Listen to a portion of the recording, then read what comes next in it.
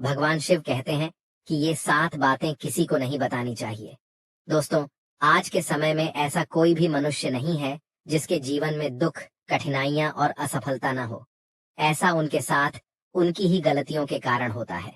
वह गलतियां कौन कौन सी हैं और कैसे उन गलतियों को करने से बचा जा सकता है, वह आप इस शिव जी की कथा से जान सकते हैं। शिव जी को सृष्टि के रचयिता और संहारक दोनों माना जाता है। त्रिदेवों में शिव जी एक ऐसे देव हैं जिनके बारे में कहा जाता है कि वे हम मनुष्यों के साथ ही इसी पृथ्वी पर निवास करते हैं। शिव जी को औद्योगी भी माना गया है, जिन्होंने हम मनुष्यों के जीवन को सरल बनाने के लिए अनेकों बातें बताई हैं। हम मनुष्य कौन कौन सी वो 7 गलतियां करते हैं और उनसे कैसे बचा जाए, वह जानने के लिए यह वीडियो अंत तक अवश्य देखिए। परंतु वीडियो में आगे बढ़ने से पहले हमारे नए दर्शक चैनल को सब्सक्राइब करके बेल आइकन दबाना ना भूले। दोस्तों, एक बार की बात है, भगवान शिव जी अपनी अर्धांगिनी माता पार्वती के साथ पृथ्वी भ्रमण के लिए निकलते हैं। पृथ्वी भ्रमण के दौरान उन्हें अमीर चंद नाम का एक व्यक्ति दिखाई पड़ता है, जो बहुत ही दुखी और उदास था, जिसे देखकर मां पार्वती के मन में उसके दुख और उदासी का कारण जानने की उत्सुकता उत्पन्न हुई और वे शिव जी से प्रश्न करती हैं, हे प्रभु, वह व्यक्ति इतना दुखी और उदास क्यों है? उसके दुख और उदासी का क्या कारण है? तब शिव जी पार्वती जी की बातों का उत्तर देते हुए उनसे कहते हैं, हे देवी, जो भी मनुष्य अपने जीवन में 7 गलतियां करता है, वह सदैव दुखी और उदास रहता है। अतः जो भी मनुष्य अपने जीवन में दुख तथा परेशानियों से बचना चाहता है, तो उसे इन 7 बातों को अपने जीवन में अच्छी तरह आत्मसात करना होगा। शिव जी के उत्तर से माता पार्वती के मन में उन 7 बातों को जानने की उत्सुकता हुई, तो उन्होंने शिव जी से उन बातों के बारे में पूछ लिया, जिसका उत्तर देते हुए शिव जी बोले, हे प्रिय, मैं अमीर चंद के जीवन से जुड़ी कुछ बातें तुम्हें बताने जा रहा हूँ, जिन्हें तुम ध्यान से सुनो। परंतु उससे पहले मैं तुम्हें एक बात बताता हूँ कि सदा ही यह बोला जाता है कि धीरे बोलो, कोई सुन न ले। परंतु कोई भी इस बात को अपने जीवन में नहीं उतारता और वह अपने जीवन का गहरा से गहरा राज भी किसी न किसी व्यक्ति से बता ही देता है, जो सदा ही उसके परिवार में अशांति तथा परेशानियों का कारण बनता है। मनुष्य इस बात को माने या ना माने, परंतु वह अपनी परेशानियां तथा दुखों का कारण स्वयं ही होता है। महादेव मां पार्वती से कहते हैं, हे प्रिय, मैं अमीर चंद के बारे में आपको कुछ भी बताऊं, उससे पहले मैं आपसे जो बताने वाला हूं उसे ध्यान से सुनिए। मानव अक्सर यह बोलता है कि धीरे बोलो, कोई सुन ना ले, और यह बात अक्सर मानव के मुंह से निकलती ही रहती है। लेकिन सोचने की बात यह है कि इस वाक्य पर कोई अमल नहीं करता है, क्योंकि कितना भी गुप्त राज्य हो, मानव किसी न किसी के कानों में बता ही देता है, और अक्सर परिवार में अशांति का कारण मानव स्वयं ही होता है। भगवान शिव आगे कहते हैं कि मनुष्य इस बात को स्वयं अनुभव कर पाए या ना कर पाए, परंतु यही सत्य है।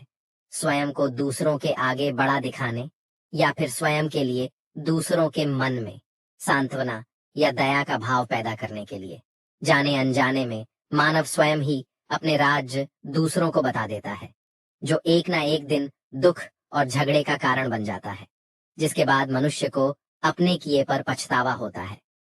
हे प्रिय, आज मैं आपको अमीर चंद के बारे में कुछ ऐसी बातें बताऊंगा जिन्हें जानकर आपको यह झांत हो जाएगा कि किसी भी मनुष्य को अपने जीवन के ये 7 गुप्त राज किसी को भी नहीं बताने चाहिए, और क्यों नहीं बताना चाहिए उसके पीछे का कारण भी बताऊंगा। इतना कहकर शिव जी अमीर चंद के पड़ोस के गांव में शिव भक्त का रूप धारण करके वहां निवास करने चले जाते हैं। अमीर चंद बहुत ही गरीब था। वह इतना गरीब था कि वह अपने परिवार वालों के लिए 2 समय के भोजन का भी प्रबंध नहीं कर पाता था। ऐसा नहीं था कि वह आलसी या कामचोर था, वह मेहनती था और काम की खोज भी करता था, परंतु उसे कोई भी काम नहीं देता था। काम की खोज में वह दिन भर यहाँ वहां भटकता रहता और शाम को निराश होकर घर लौट आता। अमीर चंद की बेरोजगारी से उसकी पत्नी बेहद ही निराश रहती थी और उस पर जल्द से जल्द कोई न कोई काम ढूंढने का दबाव बनाती थी। काम न मिलने और अपनी पत्नी की बातों से परेशान होकर एक दिन अमीर चंद उससे कहता है कि मैं काम की तलाश बहुत करता हूँ, परंतु मुझे कोई भी काम देने को तैयार नहीं है। मैं जहां भी काम मांगने जाता हूँ, वहां से मुझे यह कहकर भगा दिया जाता है कि हमारे पास कोई भी काम नहीं है। अब तुम ही बताओ कि मैं क्या करूं। मैं तुम्हें और बच्चों को कैसे पालूंगा? यह चिंता मुझे दिन प्रतिदिन अंदर ही अंदर खाए जा रही है। अमीर चंद की बात पूरी सुन लेने के बाद उसकी पत्नी बोली, तुम एक व्यक्ति के पास केवल एक ही बार काम मांगने जाते हो, वह मना कर देता है तो दोबारा उसके पास जाते ही नहीं, परंतु तुम्हें उसके पास दोबारा काम मांगने जाना चाहिए और उसे अपनी गरीबी और मजबूरी के बारे में बताना चाहिए और उसकी हमदर्दी लेनी चाहिए। तुम्हारे बारे में जानकर वह अवश्य ही तुम्हें कोई ना कोई काम दे देगा। अमीर चंद को यह बात सही लगी और उसने बिल्कुल वैसा ही किया। वह उस सेठ के पास दोबारा काम मांगने गया जिसने पहले उसे काम देने से मना कर दिया था और उसे अपनी गरीबी और मजबूरी बताकर उसकी हमदर्दी प्राप्त कर ली। उस सेठ ने अमीर चंद की मजबूरी को समझते हुए उस पर तरस खाकर उसे अपने यहाँ काम पर रख लिया और वह कई दिनों तक उस सेठ के यहाँ पूरी ईमानदारी और मेहनत से काम करता रहा।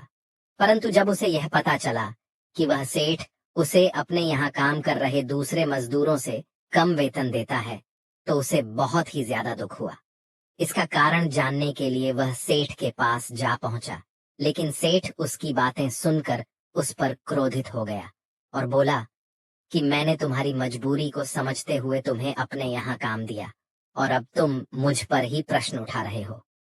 सेठ की बातें सुनकर अमीर चंद उस समय तो चुप हो गया, परंतु वह अपने मित्रों और रिश्तेदारों से उस सेठ के बारे में बताने लगा। वह सबसे कहता कि मैं जिस सेठ के यहाँ काम करता हूँ वह मुझसे ज्यादा काम करवाता है और वेतन भी कम देता है। समय बीतने के साथ वह सेठ अमीर चंद से अपने दूसरे नौकरों के मुकाबले ज्यादा काम करवाता और उसे वेतन भी कम देता। यह बात अमीर चंद को बहुत खलती थी, क्योंकि कड़ी मेहनत के बाद भी उसे पर्याप्त वेतन नहीं मिलता था, जिस वजह से धीरे धीरे उसका मन काम से ऊबने लगा था, क्योंकि उसके आत्मसम्मान को ठेस पहुंच रही थी। अपना आत्मसम्मान बचाने के लिए अमीर चंद ने एक दिन उस सेठ के यहाँ से काम छोड़ दिया और घर बैठ गया, जिस कारण कुछ ही दिनों में उसकी पूरी जमा पूंजी खर्च हो गई और वह पहले जैसा गरीब हो गया। अपने परिवार का भरण पोषण करने के लिए अमीर चंद अपने संबंधियों और मित्रों से सहायता मांगने भी गया, परंतु वह सभी उसके बारे में जानते थे कि वह कैसा व्यक्ति है, जिस वजह से वो सब उसे दया का पात्र समझते थे और उसे दिलासा देते थे, परंतु उसकी सहायता नहीं करते थे और पीठ पीछे उसका मजाक भी बनाते थे, क्योंकि उसने उस सेठ के यहाँ से काम छोड़ दिया था जिसने उसके बुरे दिनों में उसकी सहायता की थी। उन्हें लगता था कि अमीर चंद बेरोजगार है, अगर हम इसे पैसा दे देंगे तो फिर किस प्रकार से ये हमारा पैसा वापस करेगा, इसके पास तो कोई काम भी नहीं है। अपने किसी भी संबंधी और मित्र से सहायता न मिलने के कारण उसे यह बात समझ में आ गई कि जो मित्र और संबंधी उसका अपना होने का दिखावा करते थे, वो कोई भी उसका अपना नहीं था, बल्कि वो तो उसे दया का पात्र समझते थे। परेशानियों के कारण अमीर चंद दिन प्रतिदिन तनावग्रस्त रहने लगा। तभी उसे पता चला कि पड़ोस के गांव में एक शिव भक्त आया हुआ है और वह अपनी परेशानियों का हल जानने के लिए तुरंत उनके पास जा पहुंचा और उनके आगे नतमस्तक होकर उनसे अपनी सभी परेशानियों के बारे में बता दिया। अमीर चंद की सभी परेशानियों के बारे में जानकर वो शिव भक्त, जो कि स्वयं शिव जी ही थे, बोले, शिष्य, तुम्हारे जीवन में जितनी भी परेशानियां हैं उनका कारण स्वयं तुम ही हो।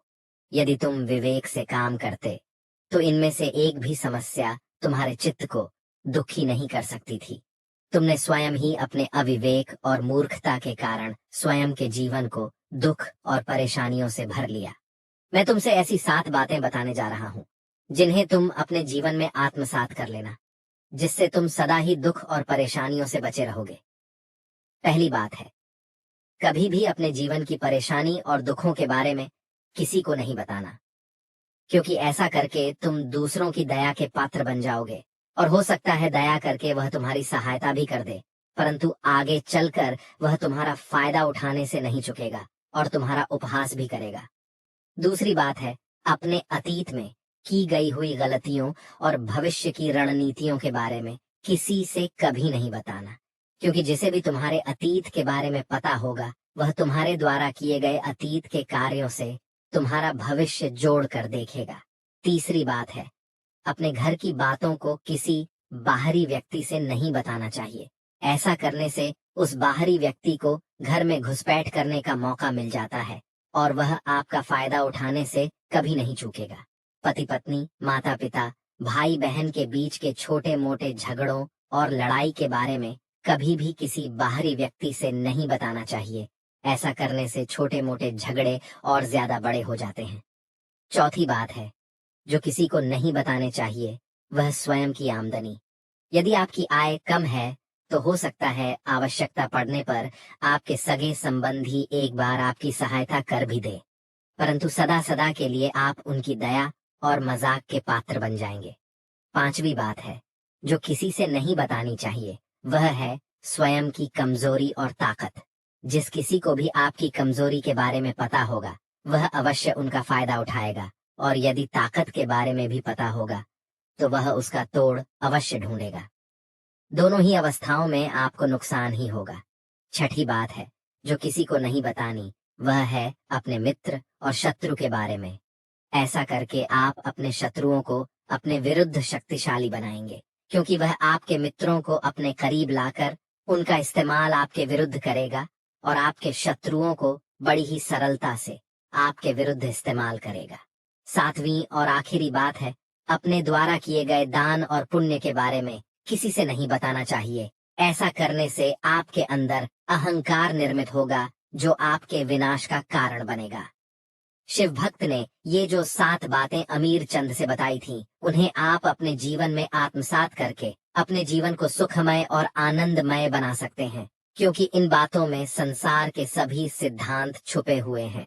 इस प्रकार माता पार्वती को अमीर चंद की निराशा के कारण का पता चला, और इसी प्रकार से इस संसार के अनेक मनुष्य भी निराश हैं, जो शिव जी द्वारा बताई गई इन 7 बातों को अपने जीवन में उतार कर अपनी निराशा और परेशानियों से छुटकारा पा सकते हैं।